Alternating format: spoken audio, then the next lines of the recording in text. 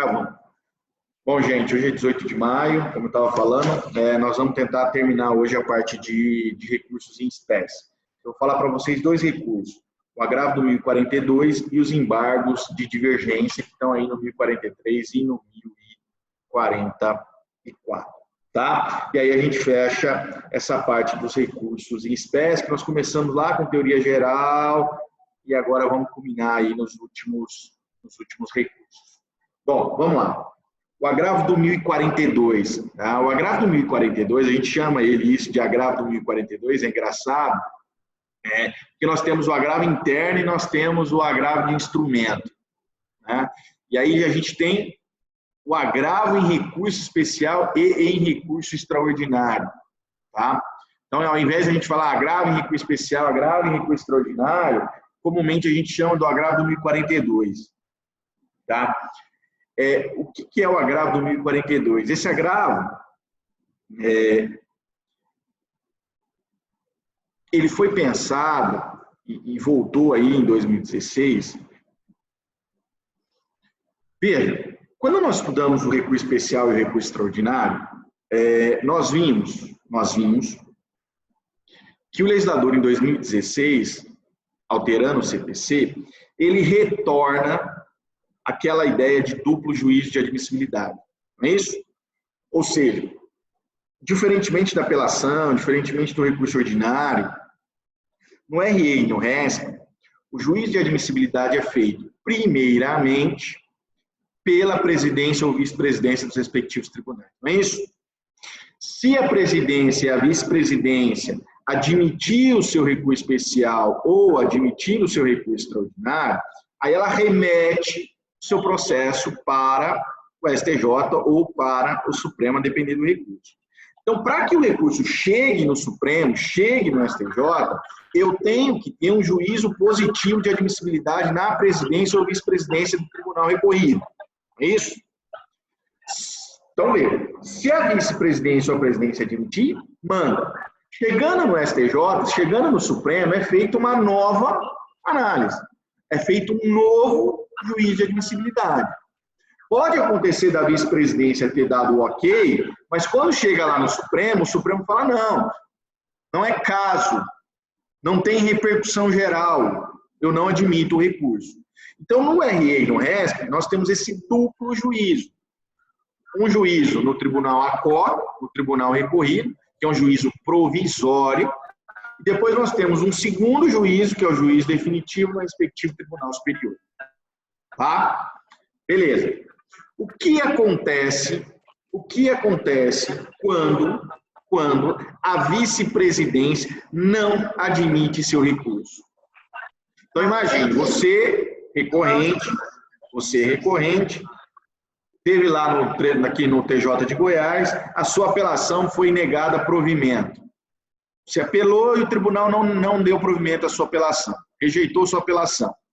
Essa apelação, que é da turma, quer dizer, decisão de última instância, a gente esgotou as instâncias ordinárias aqui, dela, em tese, cabe um RE e cabe um RESP. Bom, legal.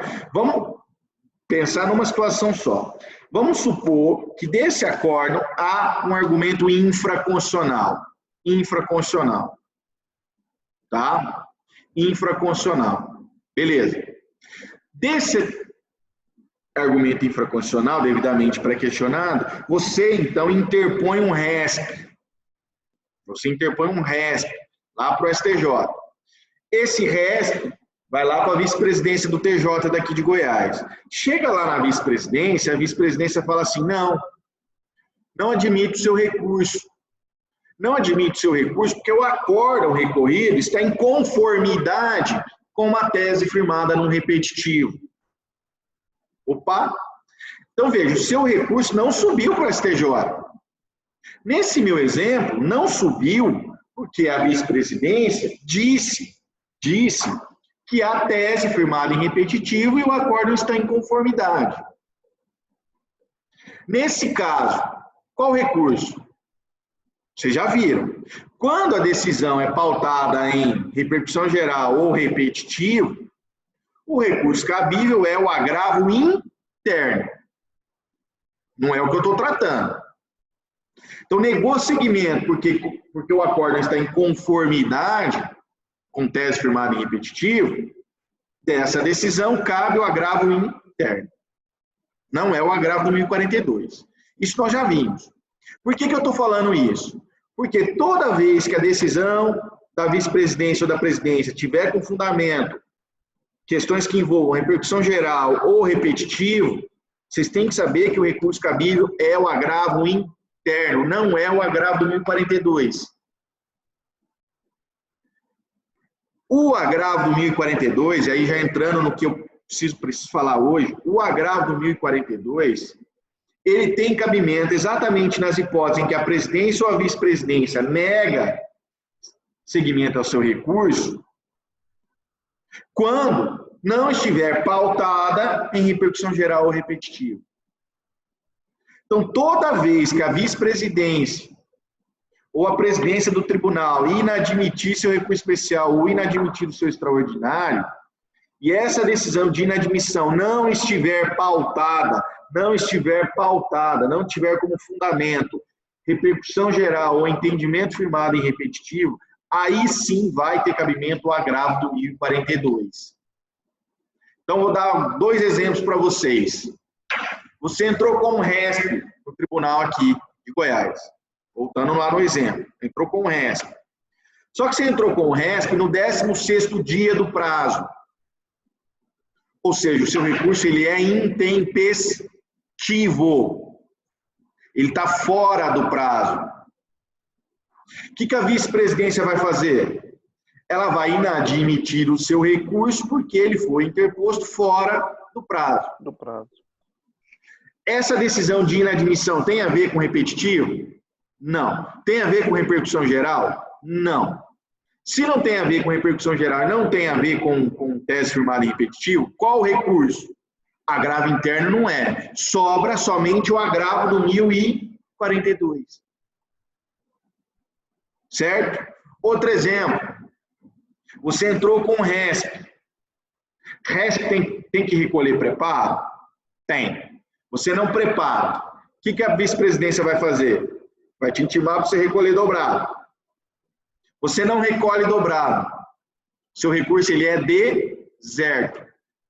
Se o recurso seu é deserto, o que a vice-presidência vai fazer? Vai inadmitir o seu recurso por falta de preparo.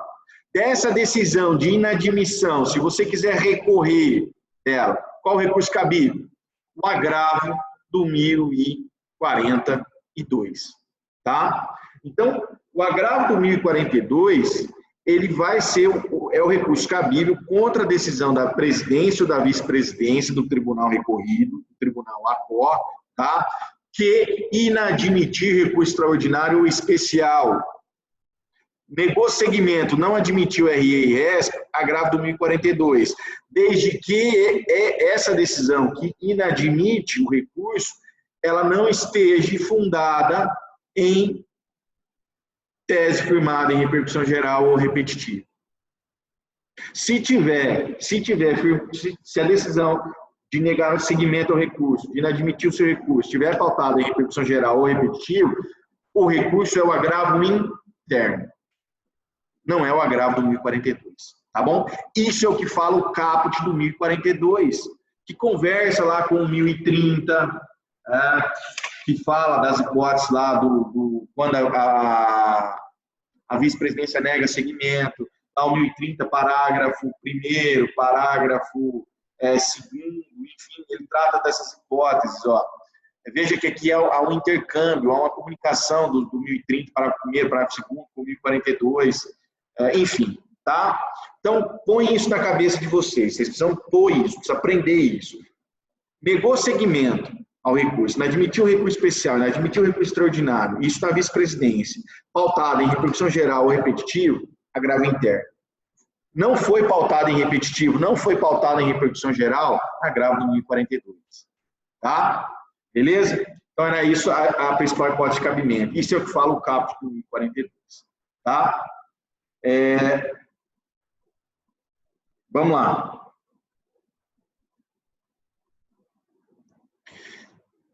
Veja que eu fiquei aí falando uns 10 minutinhos da diferença entre as hipóteses de cabimento do agravo interno e as hipóteses de cabimento do agravo do 1042. Tá?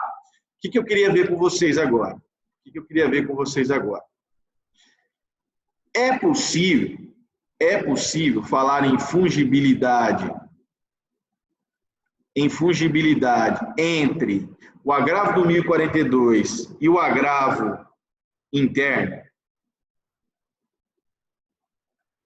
Dá para falar isso? Ah, eu entrei com agravo interno contra a decisão que inadmitiu meu recurso porque ele estava fora do prazo.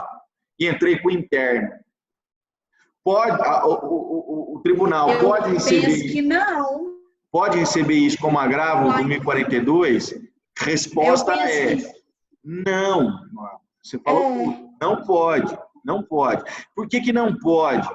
Porque nesse caso, os tribunais superiores já falaram que isso é hipótese de erro grosseiro. Se é erro grosseiro, isso não entra na hipótese, nos requisitos de aplicação do princípio da fugibilidade. Tá? Esquece fugibilidade entre agravo interno e agravo do 1042. Entrou com o recurso errado, senta e chora.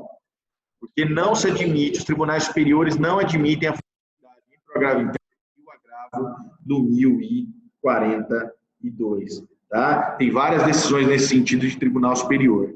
Certo? Não entende que é erro grosseiro. E, pessoal, e realmente, as hipóteses estão bem definidas aqui. Não há dúvida objetiva. Negou seguimento a fundamento de repercussão geral repetitiva, agravo interno. Né? Agora, negou seguimento, o recurso estava fora do prazo, falta de preparo, entendeu? Né? Não preencheu um pressuposto de regularidade formal, não falou nada de repercussão geral, não estou falando nem de análise da repercussão geral, se tem ou não tem, mas não falou nada. Isso entra na questão da regularidade formal. Essas hipóteses de inadmissão situações que não envolvem repercussão geral, não envolvem repetitivo. Logo, agravo do 1042. Tá? Para a gente fechar o 1042 e já fechar essa primeira parte da nossa aula, eu só falar para vocês um pouquinho das características dele. Tá? E esses aspectos procedimentais. Primeiro, é um recurso que vai ser interposto nos próprios autos, não forma-se autos novos. Tá? Então, você vai entrar com ele nos próprios autos. Você não entrou com o resto, não está lá na vice-presidência, a vice-presidência negou segmento. Lá mesmo você vai entrar com o agravo. Tá? É uma petição dirigida ao presidente ou ao vice-presidente do tribunal ACOP, que você entra nos mesmos autos, o processo está onde? Não está na vice-presidência, então você vai dirigir à vice-presidência. E a vice-presidência, nessa situação, não vai proceder nenhum juiz de admissibilidade. Ela procede juiz de admissibilidade do resto, tanto que negou segmento. Do agravo, ela não fala nada, ela não tem essa competência. Quem vai dar a palavra final vai ser o STJ. Tá? Então, a petição dirigida ao presidência ou vice-presidência, nos próprios autos, e a vice-presidência não procede nenhum tipo de juiz de admissibilidade. E aí ela remete para o respectivo Tribunal Superior após o prazo de resposta, caso não haja retratação. Tá? Caso não haja retratação. Isso é o que fala o parágrafo 2º aí do 1042. A petição de agravo será dirigida ao presidente ou ao vice-presidente do tribunal recorrido, tribunal de origem, tá? Independe do pagamento de custas e despesas postais, aplicando-se a ela o regime da repercussão geral e do repetitivo, inclusive quanto à possibilidade de sobrestamento e juízo de retratação. Então, petição dirigida à presidência ou ao vice-presidente. Aí vem lá, parágrafo 3º, o advogado será intimado, o agravado será intimado de imediato para oferecer resposta no prazo de 15 dias. Agravou, resposta, 15 dias. Prazo do agravo, 15 dias. Todos os recursos, qual o prazo? 15 dias, com exceção dos embargos de declaração. Isso no código, né? Nós temos lá no juizado e nominado, que também 10 dias. Mas no CPC, todos os recursos, com exceção dos embargos de declaração, 15 dias. Agravo do 1042, 15 dias. Intima outra parte para contrarrazões também no prazo de 15 dias. Tá? Não se retratando, aí vem lá o parágrafo 4º. Após o prazo de resposta, não havendo retratação, remete-se ao Tribunal Superior. Tá? Remete-se, então, ao Tribunal Superior. O agravo, esse agravo aqui do 1042, não tem pagamento de preparo. Quais são as duas exceções que nós vimos? Os embargos de declaração, que nós já estudamos, e hoje nós estamos vendo um agravo do 1042. O agravo do 1042 não há preparo. Por que não há preparo? Porque você já preparou o RESP. E como o RESP já foi inadmitido, o que você está tentando? Você está tentando verificar se o Tribunal Superior admite o RESP que você já ajuizou, que você já interpôs, melhor dizendo. Então, como você já pagou o preparo no RESP, você não paga novamente, tá? Porque a ideia é destravar o RESP. Quando eu falo destravar, é subir. Ora, como já foi inadmitido, eu quero ver se admita ele. Então, se eu paguei lá, eu não tenho que pagar aqui novamente, tá? Então, não se exige preparo, tá? Já falei para vocês que vai aplicar todo aquele regramento de repercussão geral e repetitivo, tá? No próprio parágrafo 2º, tá? Veja, isso aqui é legal também, ó. E aí a gente já encerra. Imagine que você entra com RE e com RESP. Então, você tem aqui uma hipótese de 2 recursos, uma exceção. Você tem lá no acórdão recorrido um fundamento constitucional e um fundamento infraconstitucional, cada um autônomo e que sustenta a decisão, né? Aquela hipótese de recorribilidade com os 2 recursos. Tá? Você alegou a ilegalidade do tributo e a inconstitucionalidade. Você tem que atacar os 2, senão o acórdão se mantém com qualquer um desses pilares. Vamos lá. Vamos lá. Entrou com os 2. A vice-presidência negou seguimento aos 2, falando que ele estava fora do prazo. O que você tem que fazer? Você vai ter que entrar com 2 agravos, um para cada recurso. Tá? Um para cada recurso. Um agravo contra o RE, um agravo contra o RESP. Se você entrou com os 2 tiveram segmento negado, 2 agravos, um para cada recurso inadmitido. Tá? Certo? Certo? Legal. Para onde que vai o primeiro agravo? Vai para o Supremo ou vai para o STJ? Como é que funciona no RESP? Primeiro vai para o STJ. Aqui é a mesma coisa. Tá? Aqui é a mesma coisa. Tá? Julgado pelo STJ, o STJ julga o agravo, se for o caso, tá? E se for o caso, aí depois manda para o Supremo, certo? Salvo se ficar prejudicado. Aí é aquele mesmo raciocínio da hipótese de prejudicialidade do RE e do RESP interposto conjuntamente. Beleza? Gente, não é difícil o agravo do 1042, não é. O problema é saber a hipótese de cabimento dele. E para saber a hipótese de cabimento dele, tem que saber que não é nas hipóteses de repercussão geral e repetitiva. Aí é o grande X da questão. Tá? Aí é o grande X da questão. Inadmitiu, porque tinha decisão firmada em repetitivo, tinha decisão firmada em repercussão geral, enfim, esquece o agravo do 1042. Aí nós estamos diante do agravo interno. Tá? Negou o segmento para o outro fundamento que não tem nada a ver com repercussão geral, não tem nada a ver com repetitivo. Opa, aí é o agravo do 1042. Beleza, gente? Dirigido nos próprios autos, encaminhado para a vice-presidência no prazo de 15 dias, sem preparo, contra razões, não havendo retratação, remete para o STJ e remete para o Supremo. Tá bom? Beleza? O RE vai para o Supremo ou vai tudo para o STJ? Não. Cada um julga o processo de sua competência. Quem tem competência para julgar o recurso extraordinário? O Supremo. O Supremo vai julgar o agravo em recurso extraordinário. Entrou com o RE, negou seguimento ao RE, você agrava. Quem vai julgar esse agravo no recurso extraordinário? O Supremo. Entrou com o RESP, negou seguimento ao RESP, agravou, o agravo vai para o STJ. O STJ vai julgar o agravo em recurso especial. Tá bom? Beleza? Pessoal, vamos encerrar por aqui. Eu venho falando na sequência dos embargos de divergência. Tá bom? Eu já chamo vocês 5 minutinhos. Eu vou salvar aqui e vou no toalete, tá? Valeu. Flailton, entra novamente. Essa